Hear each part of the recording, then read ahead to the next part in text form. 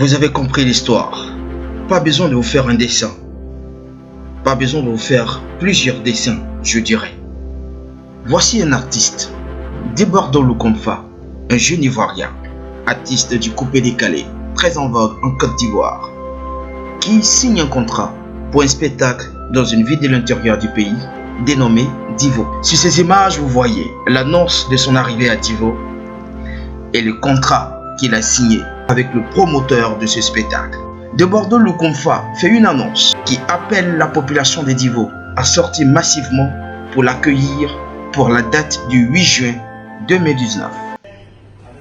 10 voleurs, c'est Debordo Lukomfa, le maître, t'as capté. Le 8 juin 2019, Debordo Lukomfa arrive en tas. Ça s'est passé, un déplacement massif, tout Divo y ouvre. Quelques mois plus tard, Debordo Lukomfa fait une autre annonce sur les réseaux sociaux, annonçant sa présence à Troyes, en France, pour un spectacle prévu le même jour, pratiquement aux mêmes heures. Salut, c'est Debordo Lukomfa. Le rendez-vous est pris pour ce 8 juin à l'Ivoire Star à Troyes, dans la ville de Troyes. Donc, Ivoire Star, rendez-vous là-bas. Le spectacle, c'est à partir de 20h. Si tu n'arrives pas vite, ça sera fini. Donc, Ivoire Star, on se prend là-bas. Toute la ville de Troyes, tous les fanatiques de Troyes, dans la ville de Troyes, je vous attends.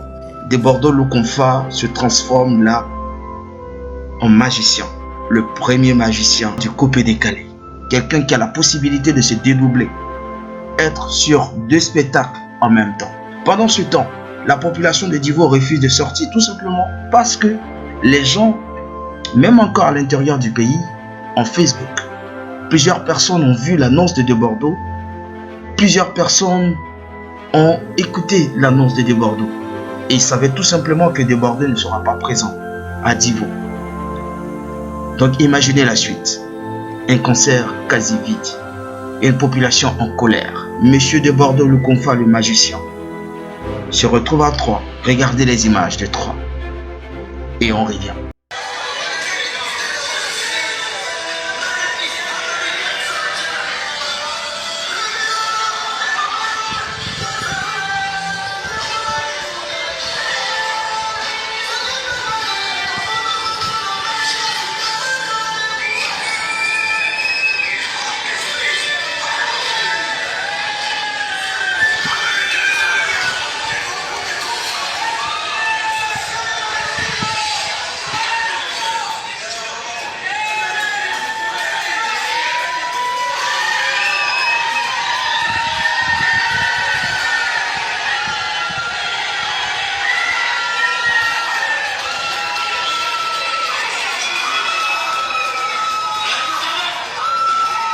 Loin de nous, l'idée d'influencer une quelconque justice en Côte d'Ivoire. Nous savons très bien que le showbiz est un panier à crabe. Le plus faible se fait manger. Il existe bel et bien la justice de Dieu. Il existe aussi la justice des hommes. La Côte d'Ivoire a un appareil judiciaire très puissant. Cet appareil judiciaire va lire le droit. Il y a des gens qui pensent, comme Debordo par exemple, et puis pas lui seulement, mais il a son entourage, il a des gens, il a des personnes avec qui il vit, il marche tous les jours. Mais franchement, qui se disent que eux, après eux, dans ce pays-là, c'est-à-dire dans la Côte d'Ivoire, il n'y a rien. C'est-à-dire qu'ils peuvent se permettre de faire tout ce qu'ils veulent, se permettre d'écraser les autres, se permettre de piétiner les autres. Et puis, il n'y a rien, parce qu'ils ont des relations, ils ont des boss derrière eux, ils ont des ministres, ils ont peut-être le président de la République, ils ont tout ça, quoi. Ils ont des fans, ils ont des soutiens, ils ont des gens qui peuvent les soutenir, même dans leurs bêtises.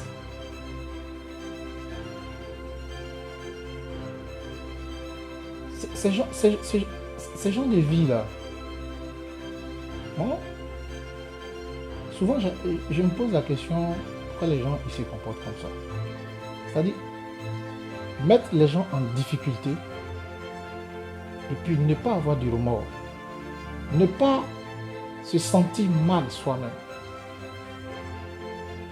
C'est quelque chose que souvent j'arrive pas à comprendre. Et le droit sera lu. Tout simplement. Ces artistes aujourd'hui se pavanent partout. Ils se tapent la poitrine parce qu'ils ont des accointances avec le pouvoir ou avec des personnalités de pouvoir. Et ces artistes ont une couverture, comme on le dit, ils ont un manteau. Oui, vous avez un manteau, c'est vrai. Mais nul est au-dessus des lois. Et surtout la justice, elle se prononce. Tant pour le pauvre que tant pour le riche. Tant pour le fort que tant pour le faible. Généralement, la justice elle est faite pour réparer. Et on espère que la justice ivoirienne saura réparer ce tort que ce jeune promoteur ivoirien a pu subir tout au long justement de cette campagne. Il y a des noms du showbiz en France qui sortent. C'est vrai, c'est bizarre. Le nom de Josman Jos sort encore dans cette affaire de De Bordeaux le Confa. Et surtout de la bouche de De Bordeaux lui-même. Lui, il paraît que De Bordeaux aurait dit, je le dis avec beaucoup de pincettes, que c'est Josman Jos qui l'aurait conduit ou induit en erreur. Est-ce vrai? Est-ce faux? Sachant que Josman Jos, quand nous avons mené nos enquêtes, est très proche, lui aussi, du jeune promoteur de spectacle. Est-ce que c'est avec justement la bénédiction de Josman Jos que De Bordeaux le Confa a pu prendre le vol et honorer les dates ici en France, sachant qu'il a récupéré des millions de la main de ce jeune promoteur pour son spectacle à Divo? Ou tout simplement, c'est encore une autre cabale pour pouvoir salir le nom de Josman Jos? Là encore, la question est posée. Nous allons creuser et poser la question à l'intéressé. Mais pour l'instant, s'il existe une justice en Côte d'Ivoire, que la justice soit dite et que le droit soit prononcé. À bon attendeur, salut. Le premier constat que nous faisons pour conclure cette affaire, un constat très amer. Il arrivait un moment de la vie artistique en Côte d'Ivoire où les artistes du coupé-décalé rasaient les murs. C'était difficile pour ces personnes de pouvoir joindre les deux bouts. Aujourd'hui, ces artistes roulent dans de grosses voitures. D'autres ambitionnent payer des maisons. Tant mieux pour ces artistes ivoiriens. Tant mieux pour le pouvoir d'achat des artistes du coupé-décalé. C'est ce que nous avons souhaité et c'est ce que nous souhaitons. Mais en même temps, est-ce qu'il faut s'enrichir sur la souffrance de d'autres personnes ou d'autres Ivoiriens? Ce que nous avons reproché à certains promoteurs d'artistes, promoteurs de spectacles, jadis, vous le faites aujourd'hui à votre tour. Pourquoi ne pas être solidaires entre nous?